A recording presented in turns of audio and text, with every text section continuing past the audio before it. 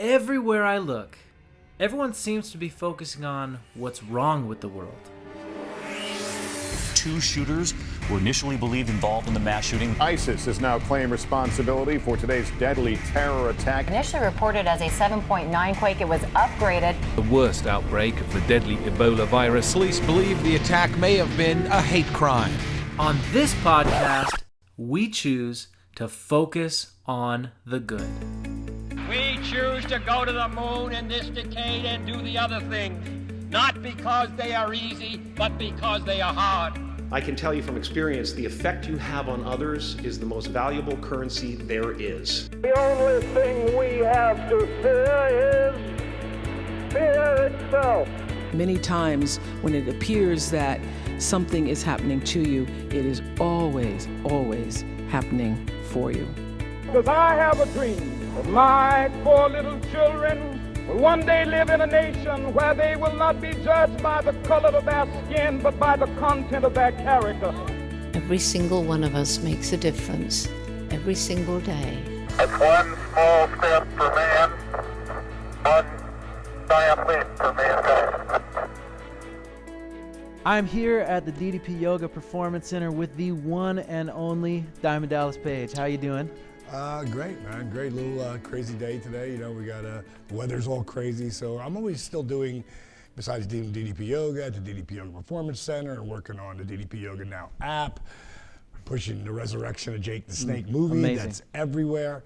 And I'm still doing signings and Comic Cons and stuff like that. So today I'm running really late for one. I had to move that. Well, actually, I sort of had plenty of time, but we had to move the schedule up because you know the weather. Well, we'll keep this brief and get right to Cool. the hot points. First of all, before we get started, I want to publicly thank you for what you've done for me. I was just talking with my brother, and he said that there was a point not that long ago where he thought that he wasn't going to be able to have a brother when he was an old man. Really? And that's heavy. I was way too heavy for a 29-year-old, having health problems that weren't possible. I was ready to quit my job because I couldn't handle the road because my back hurt so bad. Right. And DDP Yoga is what completely changed my life, and I just want to thank you for creating it. Wow, it's really cool, man. I get stories like, so very similar to that all the time, and very humbling. Yeah. You know, very cool. So this podcast is really about bringing positive energy into people's lives and doing... Oh, God, I'm so negative, though. Definitely. And it's also about doing things that people say are impossible, and you have done a lot of things that people say are impossible, from becoming a wrestler at 35 to creating DDP Yoga to helping Jake the Snake and Scott Hall. To learning how to read. At 30 years old, I was reading at a 3rd grade level. That is my biggest accomplishment. You know, like, because I mean,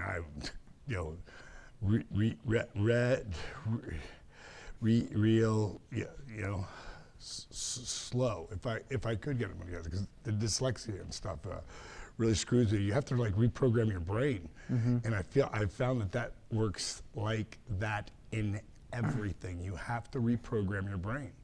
If you think you have an eating problem and an eating disorder, and how people, oh God, it's my comfort food, and I need that. Well, you're right then, and that'll be your problem for the rest of your life. Yeah. Or you're going to change that. It's really not people's fault that when it comes to comfort food. And I've never heard anybody explain this before, but I was thinking about it one day because I was invited to one of my friend's 1-year-old's birthday party, and 1 year old, they have no idea they're having a party. Yeah. Party's not for them, it's for the parents. Yeah. And they don't even know what cake is. They don't even know what anything is. Yeah. By 2, they really don't either. They have an idea. This is a fun time, but by the time they're 3, they know they're getting presents, and what else? Food, cake, treats. Cake. How much? Yeah, all they want. So why wouldn't you revert back to comfort of wanting that cake and ice cream or whatever your favorite food was that day? Why wouldn't you? Like, you're already programmed since you're a baby. So it comes down to reprogramming yourself. When I decided I was going to learn how to read, it was super overwhelming. I was 30 years old, you know. My age, I'm 30 Your right age, now, so yeah. And I knew I was going to do movies at some point, and I knew I was going to need to learn, at least try. So I set a goal that I was going to read a book from cover to cover, and that was overwhelming. So chunk it down, break it down. I'll read 1 page a day, and then 1 page will turn into 2 to 3 to 4. Not at one time, still 1 a day. And when I finally got that book, there was a feeling of accomplishment. And that I just kept doing, you know, reading as much as I could, you know, and I had to make myself, like to reprogram my brain, I always say, don't think it, ink it. You know, write it down. I wrote read today everywhere. Like on my nightstand, it was on my list to do. Every time I would start a list, it would be read today. So you saw it. If it was 10 things I wrote down, at 5, it would say read today. I mean, I saw it over and over and over again. Again, before that, I would never even thought like that. Yeah. You know, so you have to reprogram your brain. And when I finally, at 46 years old, went to the Eris Learning School, which is in Culver City, Los Angeles, there was an 85-year-old woman, and she was my teacher. She said, first of all, she had never had any student ask her for as much homework as I did. Because I wanted to get as good as I could, because I knew I was going to be back on the road and I wouldn't have time again. This was at 46. This is 46. after your 3-time world champ. Yeah, after I'm already retired. And you're going to school at this time. That's amazing. It's the Eris Learning Center. It's for kids and adults with dyslexia.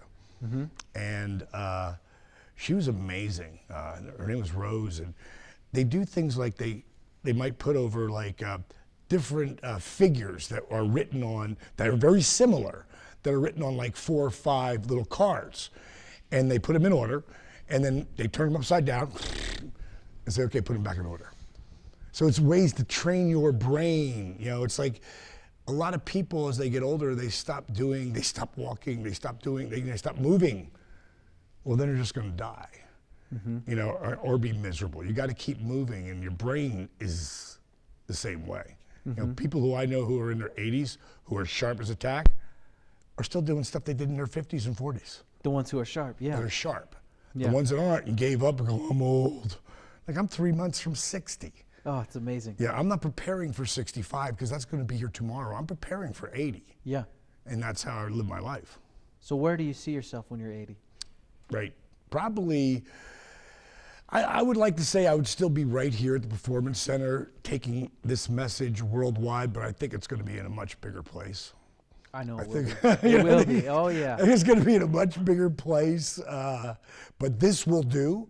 I built this to, you know, just take the legacy from here on, because the people, and like yourself, you know, that are passionate about, you know, DDP Yoga or DDPY, and I like my buddies to say that who can't say the word yoga, you know, or they'll go, I mean, I'm doing your yoga. No, don't call it that. You know, it's like change the meaning of the word, because, and that's the challenge. You know, you have to think about, you know, was it David Frost who wrote, he took the path less traveled? Yeah, Frost, Robert Frost. Robert Frost, I always mix him up. Yeah. Robert Frost, he took the path less traveled. In this scenario, the whole DDP Yoga journey, I didn't take the path less traveled because there was no path. I didn't make this workout for yogis. You know, they already got hundreds of, you know, very spiritual, namaste, they have all that. I brought it out to people like me, because I respect all forms of yoga today. I mean, I can walk into any room and do anybody's practice at any level, really. And I'm talking about right down to my favorite is restorative yoga, because that you're just laying in one position or standing in one position or sitting in one position for a long period of time, and it really helps to align your body. So I appreciate them all. But for me, being the guy who wouldn't be caught dead doing yoga, I wanted to bring it to those people like yourself. And think about that. There's no path there. You're going to try to get people involved who wouldn't be caught dead doing it. Like there's nothing more extreme than that, I don't think, you know? But yeah, that's what I'm going to do. Because I saw it happen for buddies of mine and how they got on board and like, wow, this is changing the way I feel. It was never about weight loss. About healing my body. And it started to help heal a lot of other people's bodies. And one tree at a time went down, and before you knew it, you know, we had people invest. We had over 200,000 people invest in DDP Yoga. That's amazing, and it's just going to grow and grow. And when you saying about your back, and then when Jericho started coming out talking about his back, that was huge. That was huge for the company. Well, that's when I said, okay, this is time for me to do something, because you know, at the time I was 28. I'm 30 now. I was 28 at the time, and I feel like I'm 50. Right. And this is only going to get worse. Right. And so that's when I jumped in, and life-changing, absolutely life-changing. It was amazing to me because wrestlers as a whole, to do what we do, something that's predetermined. Don't want to spoil that for you, but you know, so now you only get to win if they say you get to win. Yeah. A lot of ego, and you have to have a monster ego to do that. You really do. Playing the NFL, really to play any professional sports where you get paid to live a dream. Yeah. You have to have a monster ego. You have to believe that you are the best, or why am I not in that spot because I'm better? Yeah. Nobody does other people's stuff. Mm-hmm. Everybody only does their own. No one wants to put someone else over. Right. Unless it's going to help me at the same time. You know, but Chris, his career, it was done. He was not singing anymore. He couldn't, you know, and here's a guy who's lived two crazy, amazing dreams. Yeah. In music, he's really high up there. Yeah. You know, he ain't some guy who's just playing bar bands. I mean, he's got 7 record deals. I mean, he's done an amazing job with Fozzy. Oh, yeah. But as a wrestler, he's like, he's Hall of Famer. He will be, absolutely. Oh, absolutely. Easily. But when he started telling people, like when he saw the disabled veteran video of Arthur Mormon, in 5 minutes he called me back. He said, "You tell me what to do, I'll do exactly what you tell me." And so I sent him stuff, and 5 weeks later he called me back. He goes, "Man, I am addicted to this." He goes, "If I don't do it, I feel guilty. My body wants it so bad." He said, I'm like 85% pain-free. Is this normal? I said, "People who put the work in like you, yeah, believe it or not, it's normal." Within 3 months, he was 100% pain-free, headlined WrestleMania with CM Punk, and then would go on to go on the road and then come off, and go on the road with his band, and then come back and wrestle. And he's on one or the other. And the last time before he just showed up right now, when he just showed up again, I told him he's got the Piper spot. Like Roddy Piper could go away, make a movie, boom, come back. Go away, make some more movies, and then come back. And he'd get bigger every time because he got bigger and bigger and bigger as far as the people knowing his Q rating and everything. And when Jericho, his last match before he left, at 45 years young, he jumped off the top of the 20-foot cage on Bray Wyatt. I was like, "Don't do it, Chris." You know, but you made it, awesome. You know, I'm using that in the highlight reel. But now he's back again, and the only workout that he does is DDPY. You know, and he tells everybody, like I get tweets from all the time. AJ Styles, he tweeted me, "Dude, AJ's hurt. You got to help him." I already talked to him about it. You know, get a hold of him. So gave me his number. I called him up. I said, "AJ, get down here." He lives here in Atlanta. We got a great video package that Nathan Mowry, one of our editors, did because he followed when AJ came in and filmed everything and put together a really cool video of him, which we'll Can't be wait putting. to see it. Yeah, we'll be putting it up. We want him to explode first, of course. Yeah. On the scene, and God, I hope they really do him right because he's an amazing talent. One thing that's always said about you, Steve Austin just said it. He said it in the movie. He said that nobody has the kind of work ethic that you have. Where does that come from? Well, first of all, I have to say, I'm not sucking up. Triple H's got a pretty strong work ethic too. Sure, but you are up there in work ethic. It's amazing. I would be at the top of the list. And whether it's from reading, you're trying to read, becoming a wrestler at 35, creating this program, and there's one thing I noticed. This looks like an overnight success, but I know it wasn't. Right. Yeah, 10 years. By the 10-year-ish mark, maybe it was 9, I had $548,000 invested in everything I was doing for DDPY. And then the Arthur video hit. We already were making grounds. We were paying bills. I had employees at that point, but nobody was making any real money. But I didn't take a dime until, it took off. And when it took off, I got to hire a lot of people, and a lot of these guys who work with me, and we got an awesome crew. And they're buddies, you know. I'm still the boss, but but they're buddies, all of them. I really enjoy being around all of them. I would go to dinner or hang out with any of them. That's awesome.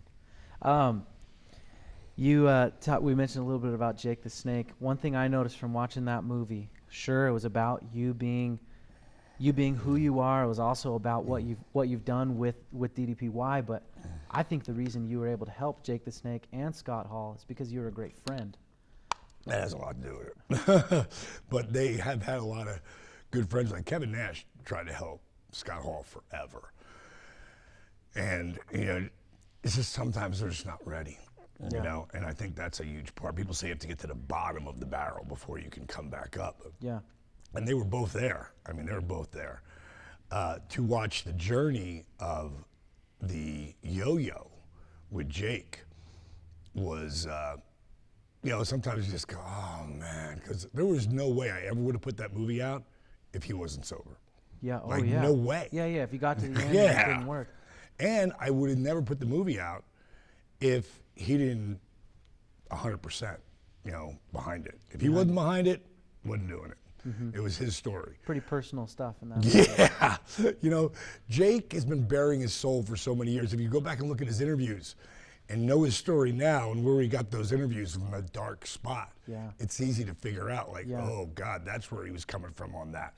Because as an actor or a wrestler who's playing a character, you're taking your real life experiences and bringing them into the script or into the situation or the video or the vignette or whatever it is. You know, you bring yourself to the part. That's what makes people the strongest. Like people who are completely unforgettable, like John Wayne, Clint Eastwood, you know, every famous actor brings themselves to the role. Absolutely. Turned up. Turned up. Like Steve Austin, you know, is he bang with the beers and going crazy? not outside the camera, but he still likes that beer, you know, and he can turn that guy right up.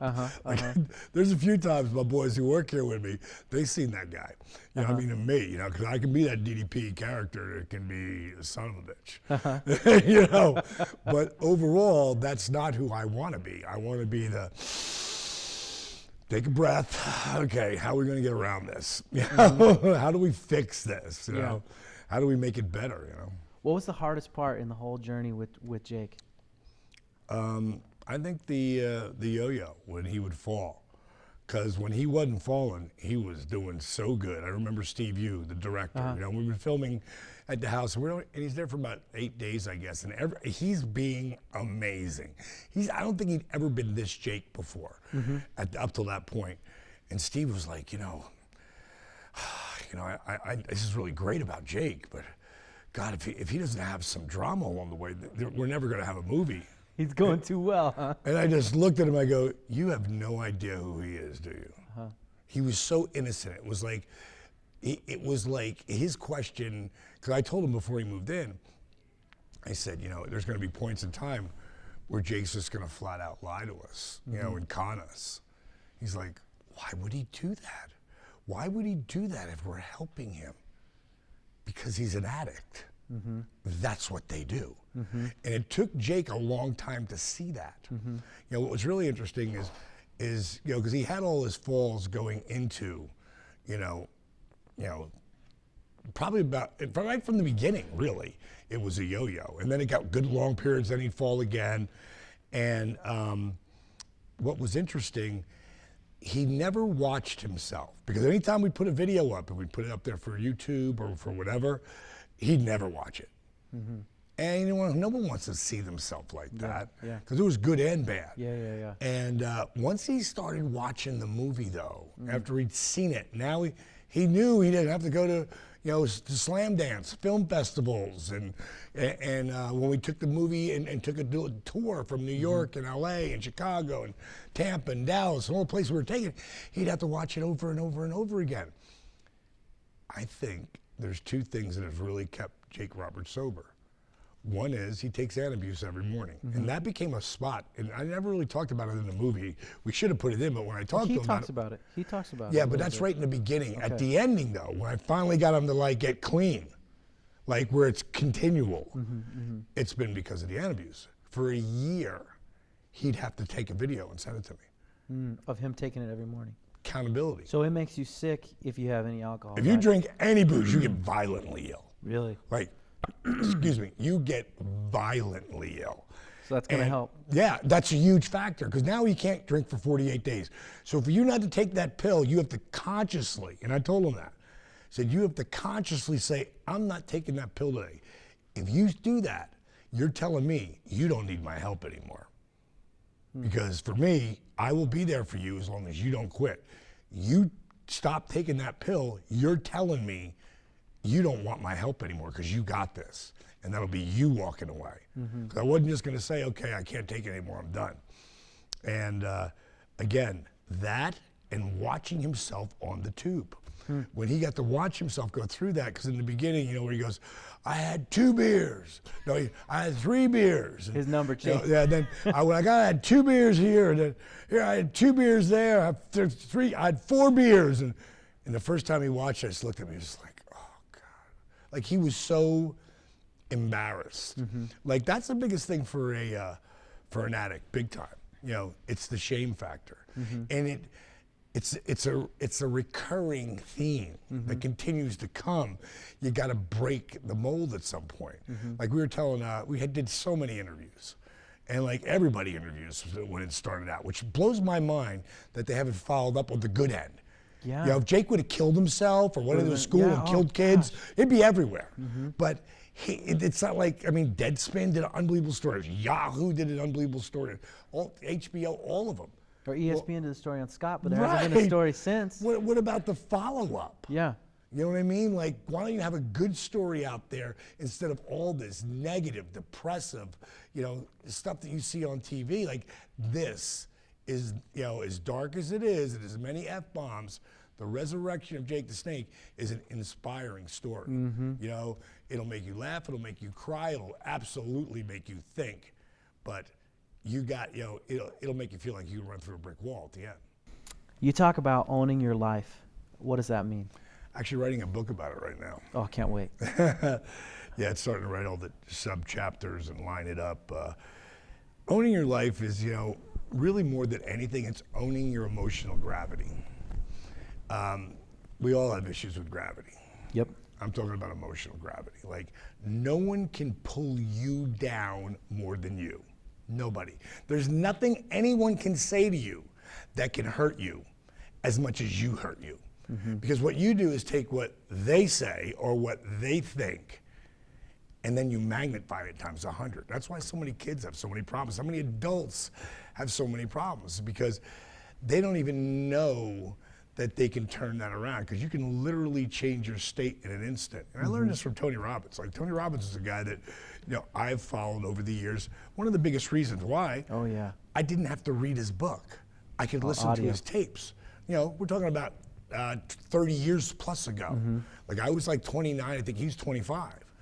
And I was like, this guy, what a wow. The way he thinks. And I'm like, you know, infomercials. When nobody was doing infomercials, Tony was doing an infomercial before anybody. And having guys like Fran Tarkenton, one of the greatest quarterbacks, you know, that era, you know, on with him and talking about business. And, you know, I thought, wow, man, someday I'm going to be on his show. You know, I'm going to be on there. I'm going to be one of the stories that he's talking about.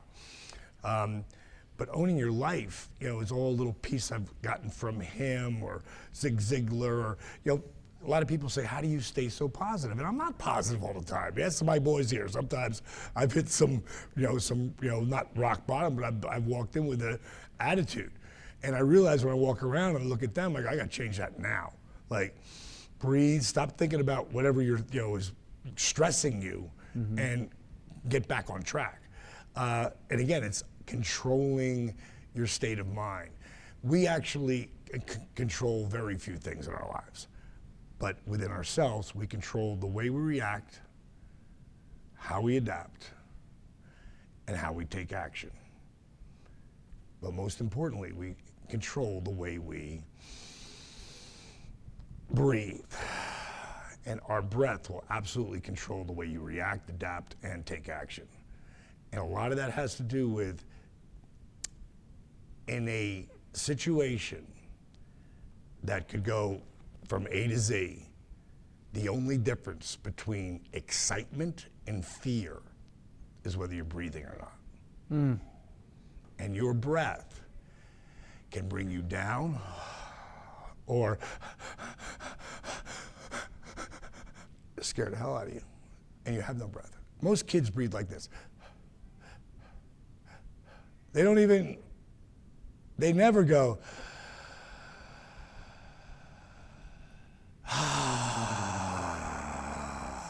they never do that. I teach people how to breathe into their diaphragm, not their lungs, but their diaphragm, for 3, and then out, 3, 2, 1. That's all breath. And then it goes to 5, and then it goes to 10, and then it goes to 20. Like before I walk onto a set for a movie, whether it's a big movie I'm doing for Warner Brothers or some little indie thing that I do a lot of, and I'm gonna roll into that scene or I'm starting that scene. Maybe I'm the only one talking in that scene. Before I ever hear the words action, for 20 seconds, I'm breathing in and out. And I'm just like, controls everything. I could actually breathe in and out for 65. Wow. And that's just like, and it's not even, at that point, it's got to be like, it's like the tiniest little area. When you're at 3, your canal, when you're at 3, your tunnel might be this big. Then at 5, it's this big. 10, it's this big. 20, it's this big. By the time you get to that, you're like this. And again, I'm using my obliques and my abdominals to control all that air. As I'm squeezing my obliques and my abdominals, pushing that last bit of air out. This entire. Now, if I was training any kids, and I mean any kids out there, and I was the coach, every one of them would learn how to breathe before they picked up a ball or ran anywhere. And I would do it with them every single day. Because the kid that can breathe in like that while he's running down the court or playing football or tennis or soccer or whatever, this is all air. He'll never get winded. Because once you've expanded, your diaphragm's like a balloon. And the first time with a balloon, it's hard to blow up. Then if you let the air out, next time you blow it up, easily comes back there. Then it's a little harder to blow up. Then bring it back down. Then it's easier to blow up. That's your diaphragm. And when coaches learn that that's the most important thing for kids, the athlete that will come out, God, my God, I can't even imagine, because no one's really done it. Like, no one's practiced it. Yeah. It's sort of like my theory on, comfort food in birthdays. Yeah. No one's ever really talked about that stuff, It's learned. And I see it, And when I started learning how to breathe and owning it, no one could blow me up in the ring. Like, nobody. And the guys a lot of times were 20 years younger than me. You can't tell the difference. You're moving just like everyone else. I would blow them up. Yeah. They're the ones who get blown up, not me. 2 questions I ask everyone. The first one is, why do you think it's important to have a positive attitude? That's what this podcast is about. Why does that matter? It's the most important thing you can do. It's so easy to be negative. I always say, one of my favorite quotes is, if you say you can or you say you can't, you're right. Do you know who said that originally? That's Ford, Henry Ford, yep. But what did he ever do? Yeah. The positive of I can is just like having a positive attitude. I can't would be just like having a negative attitude. Yep. If you say you can or you say you can't, you're right. I can't have a positive attitude. Well, you're right. You first have to convince yourself. When I was saying earlier that you can change your state in an instant, I learned this from Tony Robbins. And it's like, I know it. When as he's saying it, I go, I totally get it. Now you've given me the way to put it into words. Yes. The first thing you have to change is your physiology. Oh, God, life is so bad, as opposed to rolling your shoulders back. Like, there's certain things like I've read how people say laugh out loud. And it's really tough to stay mad You got to work at being mad Yep, if you're yep. laughing or thinking of something funny that's happened. Yeah. So if you change your physiology, you change what you focus on, and the story you tell yourself, before you know it, you could be in a whole different place. Yeah. And my wife, one day she was really upset about something, and I just pin her, but on both sides I put a wall up. You know, she couldn't get around it. I go, you can change this. I go, get your head out of there. I can't remember what the situation was because you never do remember. Of course. When you're mad as all get out, you never remember why. It's not the situation. It's yeah. here. It's what's happening in your brain. And I said, you can change your state in an instant. She goes, that's crazy. Nobody can do that. No, that's just crazy talk. I go, really? I go, so if the publisher clearinghouse guy comes to the door right now and you open the door and they tell you just won $250,000, you're not going to be like, oh my God, I won $250,000, oh my God. You're going to be the happiest person in the world. But wait a minute, you're so mad. Are you going to be so mad? Oh, I don't want that. I'm so mad. Like, no, you can shift like that. Yep. So you also can shift from really happy to really mad.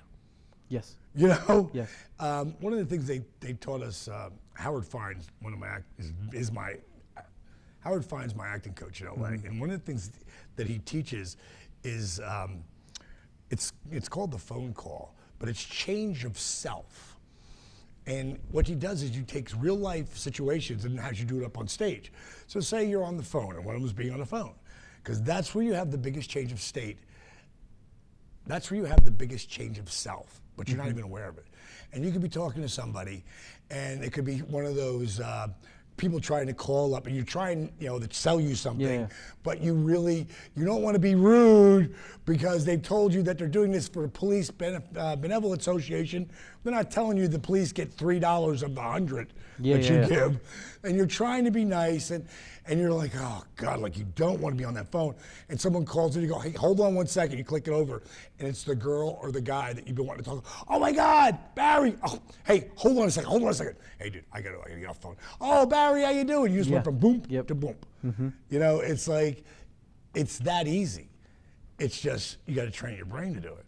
It's like reading. Reading was so hard for me. Not so hard now. I still take my time reading, but it isn't one word at a time. And I still have to focus, like way more than the average bear. But I had to reprogram my brain to believe, first of all, I could do it. So I'll read out loud all the time. And that was scary as hell. Like, talk about, I was speaking in front of 20,000 people sometimes. I inducted Jake in the Hall of Fame. There was 22,000 people there. Going to go out and speak for 12 minutes, 13 minutes. Or in some cases, walk out in front of 5,000 people and speak for an hour. Yeah. Reading was way more scary. Out loud. Reading out loud was way scarier than that for me. So now, not so much. If I screw up, I'm thinking, wow, most people read about this speed. Yeah. So yeah. I just want to be able to not rely on anyone else but myself. Then I know that if it's on me and I put the work in, I'm going to get out of it what I put into it. So that's why having a positive attitude through this entire journey is essential. That's amazing. And it's obvious that you work at it. You work at this all the time. You do. You live it. And like Scott Hall used to say, Dally, how do you stay so positive?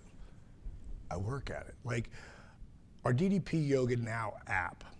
Have you been all through that? Have you checked that? Yep, I got it. It's not just the workouts. It's not just the custom workouts that you can do and you still track whether it's hiking or running or whatever you're doing, playing basketball, whatever, you can still track all of that into our DDPY for kids, our DDPY beginner where you use a chair. There's a workout in there for everyone from the beginner to the extreme psycho workouts. Yes. So all of that, plus you get to track it, plus all the food, and I'm not telling you healthier choices. I'm giving you the healthiest thing that you can eat.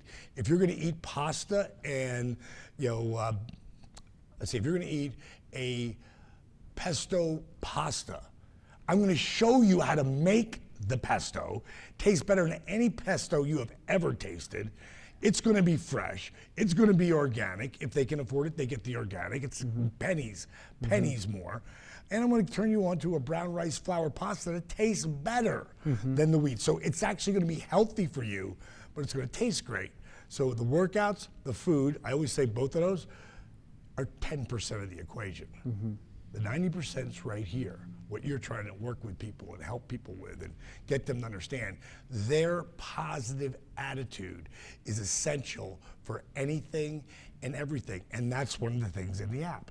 In DDP Yoga Now, we have inspirational sections where we show you these amazing videos, where we'll be bringing in different talks, you know, and inspiring things you can find on the internet. We just make it one spot where you can, now you can just watch that. And I watch inspirational stuff all the time. Yeah. You know, because it really just feeds your soul, man. And it makes you, okay, I can do this. You know, the whole thing with, I think if you say you can or you say you can't, you're right. Roger Bannister, it's like people have to prove that anyone can do this. Not anyone, but it can be done. Roger Bannister was the first guy to break the 4-minute mile in 1954.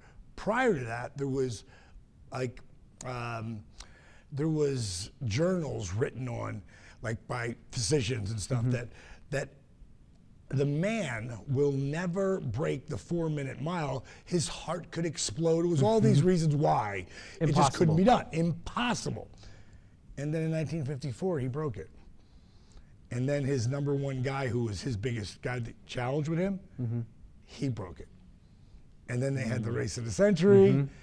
Since then, over 20 people have broken the 4-minute mile that I know of. And I'm talking about broke the record. So they not only broke the 4-minute mile, so there's, I don't know how many people broke the 4-minute mile. Might be hundreds by this time. But 20 have held the record. But have gone through and then broke that faster. record. And then broke that record.